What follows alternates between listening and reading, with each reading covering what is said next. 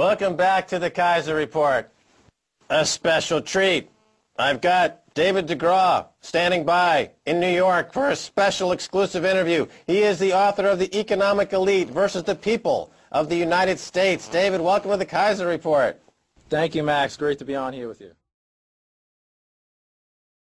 To the American public that we have been attacked, that we are in an economic war right now, and all economic indicators say things are going to get worse. They're not going to get better. We have 30 million unemployed and underemployed. Meanwhile, within the next decade, they're planning on shipping out 25% of remaining jobs overseas. So the American middle class has been dominated. The top 1% of the population has captured 75% of all economic activity in the past 5 years. They now control 70% of financial assets, which is an all-time record. Okay, I mean, the devastating numbers across the board. They're consolidating wealth and resources in unprecedented fashion. Now, let's talk about the middle class, basically, as you describe it, is getting completely eviscerated. And the jobs that are remaining are being shipped overseas. And any thought of there being a V-shaped recovery or a W-shaped recovery is ridiculous. Not happening. It's not happening. I heard one pundit call it a lowercase Y-shaped recovery, which is that basically we've had the little bounce due to the Keynesian stimulus from Obama, followed by a huge drop down to new all-time lows. Now, exactly how unequal is the wealth in the U.S.? Can you break it down a little bit more for us in terms of numbers? Well, let me give you some hard numbers here, okay? 400 of the richest Americans control more wealth and have more net worth than 155 million Americans combined. The United States now has the highest poverty rate in the world. We have over 50 million people living in poverty, and this number is growing by the day. I mean, over 5 million families have lost their home. Bankruptcies have had a 32% increase. 1.5 million people have filed for bankruptcy. The 50 million have no health care. Medical bankruptcies are skyrocketing. They make up 60% of the bankruptcies being filed. And of the medical bankruptcies, 75% of the people who have health care insurance are filing for medical bankruptcy. In the United States, we're paying twice as much as other countries for medical care.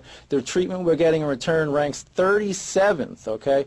I mean, this is one aspect of this multifaceted attack. The economic elite have come to the decision that the U.S. middle class is obsolete, okay? The U.S. economy is like the Titanic, okay? And we're on the Titanic, and all these economic elites are jumping off into all the lifeboats on the Titanic and taking off and leaving us on it, okay? All economic indicators say things are not getting better, okay? This is what the American people need to understand. You're not going to get this news on, television news in the United States. They just don't inform you. They normalize the unthinkable by giving you random numbers that, people are confused. They don't know what's going on. They're stressed out. Over 60% of the United States is living paycheck to paycheck right now. Everyone is in dire straits. I mean, it's time for 99% of the population to get together, start organizing, become aware. I mean, that's what I'm trying to do in this book, is lay out all the evidence. The evidence is clear on this, okay? They've launched a war on us. They want us out. They don't want an American middle class to deal with anymore.